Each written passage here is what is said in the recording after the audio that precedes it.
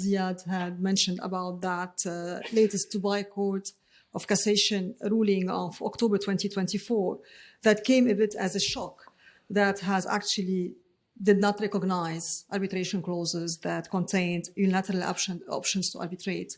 Whereas, as Ziad said, you had other common law jurisdictions in the UAE, such as like AGGM and the IFC, that had recognized this. So it created a bit of, negative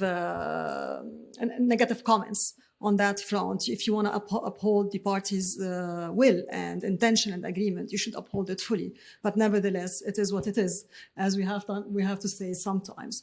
And then, whereas we had seen positive development on other angles after the abolishment of the DIFC LCIA. So maybe for those who are not familiar in this region, we had a mini LCIA center that was here in the UAE that was actually very active. And it was known as DIFC LCIA. And suddenly it was abolished. And the DIAC has taken over all of its cases. It had created a bit of uncertainty, despite the fact that the decree that abolished that institution was clear enough to say that, okay, no worries, arbitration clauses that are in the agreements will be preserved. It is assumed to be deemed as DIAC, Dubai International Arbitration Center, with the DIAC rules that will take over the administration, and the arbitration clause is relatively valid.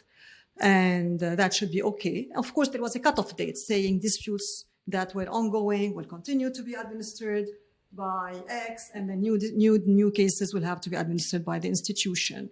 So, as expected, this has created a bit of, turbulence internally and conflicting judgments. And we've seen, actually, to start with, apologies. One interesting point about that decree is that it gave the parties the choice to opt out of DIAC if they wanted to. So the decree was clear enough to say it's assumed to read as DIAC, but parties can agree otherwise. So it's not mandatory in that basis.